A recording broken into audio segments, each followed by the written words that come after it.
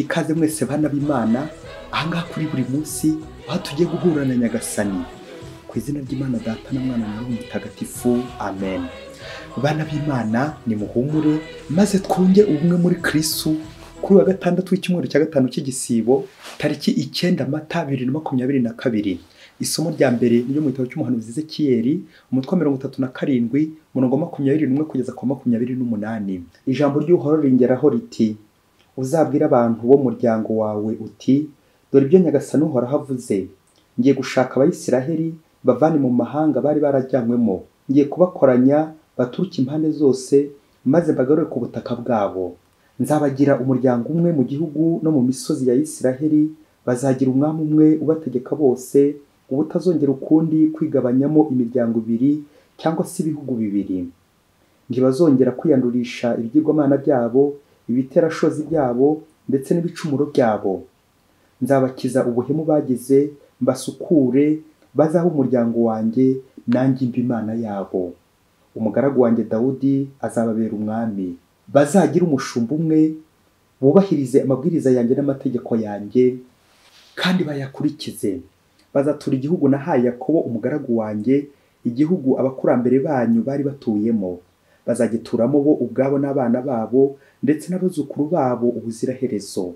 Umugaragu wanjye Dawudi azababera umwami iteka ryose. Nzagirana nabo isezerano ry'amahoro, rizababera isezerano rihoraho. Nzabatuza mbagwize kandi nshinge ingoro yanjye rwagati muri bo ubuziraherezo. Nzatura muri bo mbabera Imana, nabo bambera umuryango. Bityo amahanga azamenya ko ndi Uhoraho utagatifuza Isiraheli, igihe ingoro yanjye izaba iri rwagati muri bo ubuziraherezo. Iryo ni ijambo ry'Imana. Mu kuzirikanira isomo turifashisha indirimbo ya Yeremiya umutwe 30. Uhoraho araturinda nk'uko umushumba arinda ubushyo bwe. Mahanga yose nimwumva ijambo ry'Uhoraho, muryamaze mu ntara za kure mugira muti, uwatatanyije Isiraheli impande zose arayikoranyije, azayirinda nk'uko umushumba arinda ubushyo bwe. Uhoraho yacunguye Yakobo, aramuharanira kandi amugobotora mu maboko y'umunyembaraga. Bazaza batera indirimbo z'ibyishimo ku musozi wa Siyoni, bahadendeze basanga ibyiza by'Uhoraho. Ubwo inkumi zabyina zidagadure kimwe n'abasore n'abasaza. Umubabaro wabo bazahinduramo ibyishimo, mbakomeze, abagowe mbahe kwidagadura. Uhoraho araturinda nk'uko umushumba arinda ubushyo bwe. Nyagasani Yesu nabane namwe. Amagambo mu Ivanjili ntagatifu ko yanditswe na Yohani umutwe wa 11 umurongo wa 45 kugeza kwa 57. Lazaro amaze gusohoka mu mva, benshi mu Bayahudi bari baje kwa Mariya bamaze kubona ibyo Yesu akoze baramwemera. Abandi muri bo basanga abafarizayi babatekeza ibyo Yesu yakoze. Nuko abatwara abahereza bitambo n'abafarizayi bakoranya inama nkuru, baravuga bati, turabigenza dute kuriya muntu akomeza gukora ibitangaza byinshi? Nitumureka agakomeza kuriya bose bazamwemera, maze Abanyaroma baze badusenyera ingoro kandi barimbura abaturage.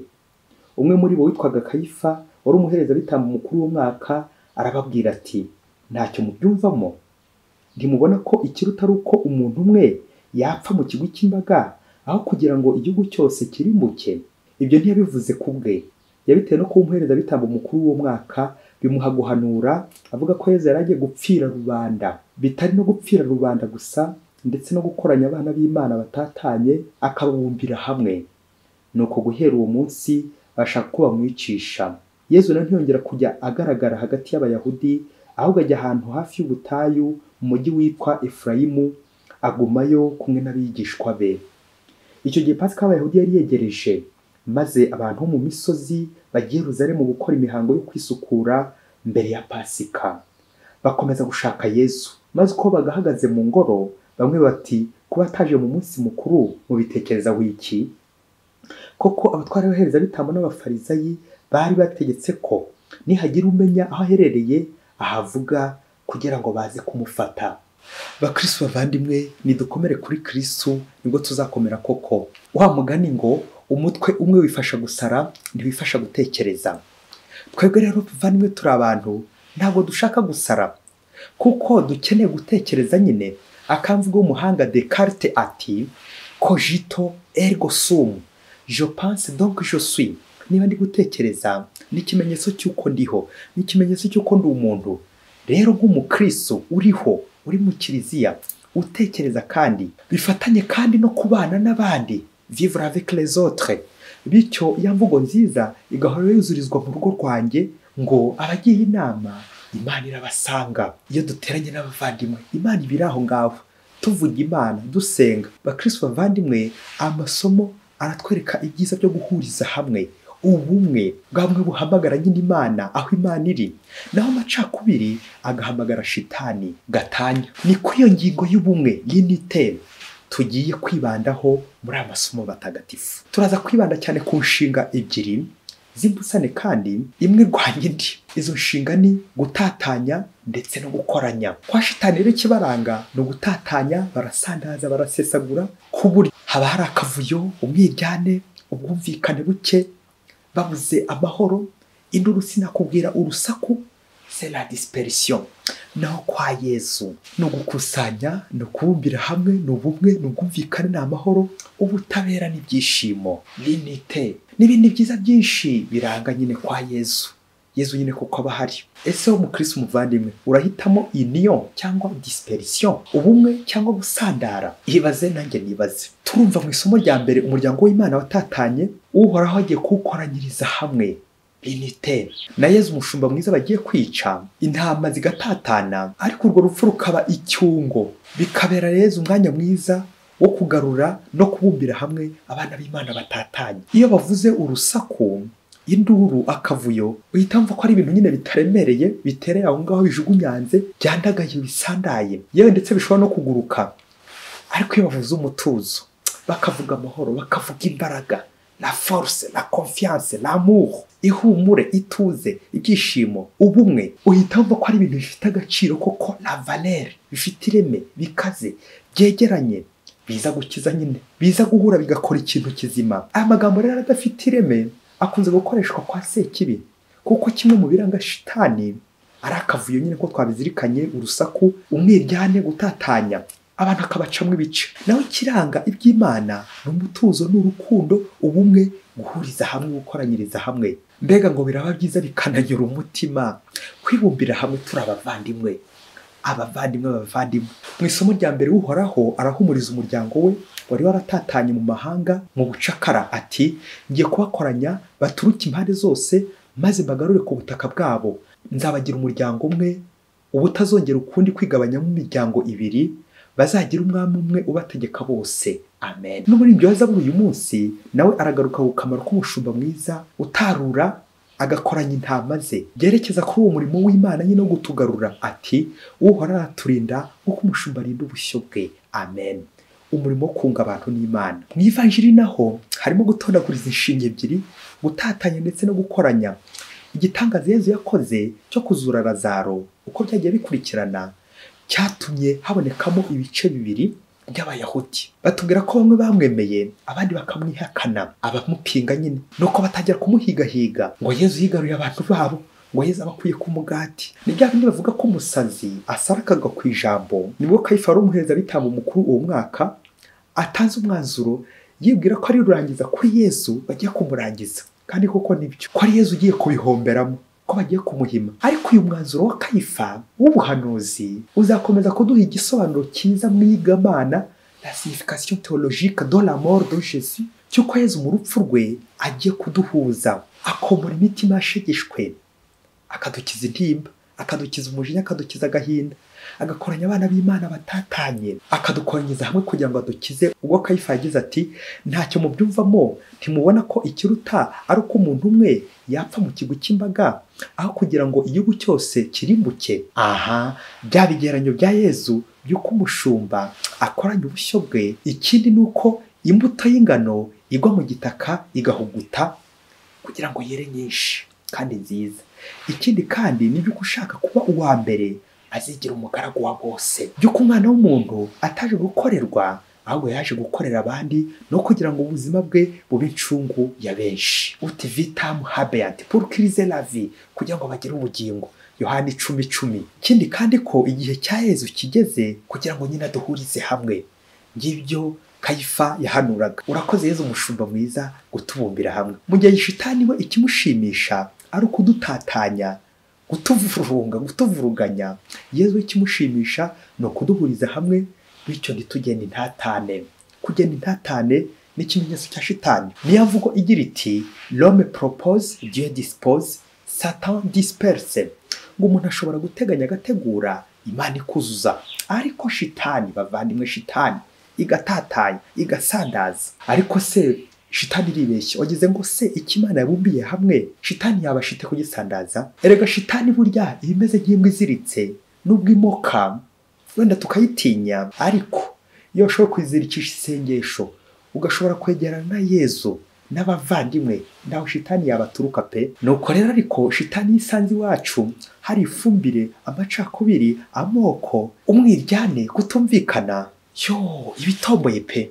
Aho ngaho nyine irahatambuka igahaca icyuho, igahaguma. Yisanze iwacu hari gutambuka babiracika, bakirabiranya, bakidobya, bakarabaye, babikabyo, bacyokere, bakirumira habiri n'abamateranye. Kabaye shitani yita ifatiraho ikabagusha, mwajya kugwa mukagwira n'amazuru mu rugo rwanyu. Ariko erezuma Yezu mumwisunge, Yezu ubumwe bwacu. Ndasoreza mu ishuri ry'ibitekerezo akawa mugani wa muhanga Descartes twahereho haruguru. Igihe igitekerezo cyanjye cyubaka ngakizana ngashyira hamwe n'icy'abandi, bikaba byinshi, bikagira igikorwa cyiza bitanga. Cogito ergo sum, je pense donc je suis. Umunsi umwe umusaza wari ugiye kwitahira, ngo akaba yari afite abana, yibazaga ko bazasigara nyuma y'urupfu rwe, bityo akibaza uburyo bazasigara babungabunga ubukungu bwe agiye kubasigira. Nuko ngo umunsi umwe arabahamagara ngo bahe umurage. Bo baza koko biruka bishimye ko bagiye kuzungura ibyase. Nuko se amaze kubahuriza hamwe, bageze aho ngaho nyine mu rugo, abicaza hamwe nyine ko bari batatu. Nuko arababwira ati bana bagere ngiye kubaha umurage. Nuko rero ngo arababwira ati mbere yo kubaha umurage reka mbanze mbahe ikizamini. Ngo nuko wa musaza agufatira inkoni eshatu, ngo azizirikira hamwe, azihambirira hamwe. Nuko arababwira ati ikizamini rero ngiye kubaha mbere yo kubaha umurage, mubanze mumvunire mwizi nkoni. Nuko buri wese atangira yifodora, ngo agiye gutangira avune za nkoni zihambiriye. Nuko wa mbere ashyira ku ivi, aravuna biranga. Uwa kabiri n'uwa gatatu bose baravuna biranga. Ubanza barashyizeho n'amenyo, ushyizeho ivi, ushyizeho amenyo, ushyizeho intoki, birashoboka ko bashyizeho n'umupanga. Baravuna birabananira. Nuko umusaza arabareba, abonye ko batsinzwe icyo kizamini, afata za nkoni, we abanza kuzihambura, agenda avuna imwe, zose koresha atazirangiza zivunaguye. Babahungu bakanuye bari kureba, baguye mu kantu. Nuko umusaza arangije kuzivuna, arababwira ati bana banjye rero nkunda, ntimurebe izi nkoni ko zari hamwe zibumbiye hamwe ko ari eshatu. Nubwo mwagira gute ntimushobora kuzivuna ko ari eshatu zibumbiye hamwe. Nubwo hateka ibuye rigashya ntimwari kubishobora pe. Nanjye rero kubw'iyo mpamvu mbaraze ubumwe, nimwibeshya hakagira ubatandukanya, umwe akajya ukwe undi ukwe, muzabivunikiramo, muzavunika nk'izi nkoni kandi muhite musenyuka. Nimwibeshya mugatandukana abana banjye, kazaba kababayeho, muzasandara, muserebeke mugwe kandi mugushe n'amazuru. Nimukorera hamwe ko muri batatu mugahuza, mugasabana, ntacyo muzabura. Mugakorera hamwe muzabaho neza, muzakira. Naho nimutandukana muzakena, muryane, babacishe mu ijisho. Rero bana banjye murabe umwe, mwungu ubumwe. Bakristo bavandimwe bana b'Imana, ngubwo umwe Yezu aturaga, Yezu ugiye kuducungura, Yezu ugiye kudupfira. Igihe cyose nuze umwe na Yezu, nkuriya musaza mbaho neza, ngasabana na Yezu, ngasenga Yezu, ngabonera Yezu umwanya. Kandi igihe cyose nuze umwe n'abavandimwe tubana, uwo twashakanye, uwo twasezeranye, ntacyo nabura pe, ntacyo nakena. Tukaganira, tugasabana. Niba afite Yezu birampagije.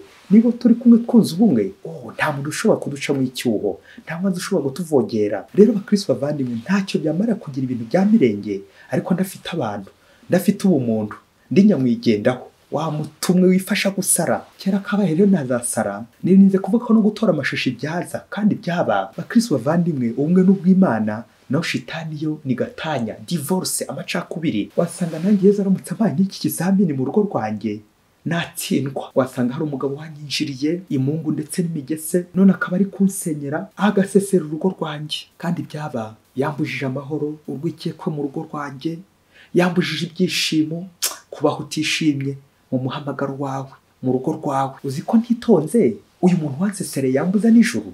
Kandi byaba none se niba tutacyumvikana uwo twashakanye, uwo twasezeranye, umwe arya ukwe undi ukwe, umwe akora ukwe undi ukwe, umwe aryama ukwe undi ukwe, wagize se ngo si amacakubiri? hari shitani se irenze iyo ngiyo ko muri iyo fumbire nyine y'ubugome y'amacakubiri y'uburakari ariyo shitani yororokera nyine igakura ikankurana igakurira mu rugo rwanjye. Kandi uzemera shitani neza nubona agahungu kayo kitwa divorce mwicaranye muri kuganira muri gusabana muri kungurana ibitekerezo, ubwo se icyo gihe uzaba ukiriho, uzaba ukiri muzima? Ibaze nanjye nibaze, niba hondi nirwa nk'ururitiku amakimbirane umwiryane wagize se ngo shitani antuyemo gake, wasanga ari njye mukuru ariko nkaba ndi gikuru kibi, umukuru w'inama nkuru ngiriya nama nyine iri gufata Yezu, iri gufatira Yezu imyanzuro, ninjye uteza amahane, ninjye ufatisha Yezu, ninjye ubamo abo tubanamo umwiryane amacakubiri. Ninde ugira umuntu uva? Ni umukristo uhabwa Yezu buri munsi. Ninde urakara nk'ikibindi? Ni umukristo, ni uwihaye Imana wandi udasiba amasengesho. Ninde uteranya abandi kubera umunwa muremure akacya gisiga cy'urwara rurerure kimena inda? Ni padiri. Padiri we, Yesu we. None padiri we, ko umurimo wawe ari ukunga abantu n'Imana, la reconciliation, wongeye kubicura kute? La dispersion vraiment. Niko ko abakristo bavandimwe hari urukundo n'umubano, Imana ibihari. Ndawakwifuza umuriro, ndawakwifuza kwa sekibi, aho nyine hari urwango. Yezu umwana w'Imana, aho ngenda nabi hakosore, aho nateje ubwega n'amakimbirane basabiye imbabazi, aho nateranyije abavandimwe narangiza nkabakubana 0, Yezu mbabarira, ibyo birahagije Yezu binakoze. Aho nashenye ibyo abandi nka sekibi, Yezu nagarutse iwawe uyu munsi ngo ungirire imbabazi, ungire igikoresho cyawe, fais-moi ton instrument de paix, ungire umugabuzi w'amahoro yawe buri munsi. Amen. Mwese Imana ibahe umugisha, Imana Data na Mwana na Roho Mutagatifu. Amen. Padiri Masumbuko Ladislas wa Diocese ya Cyangugu.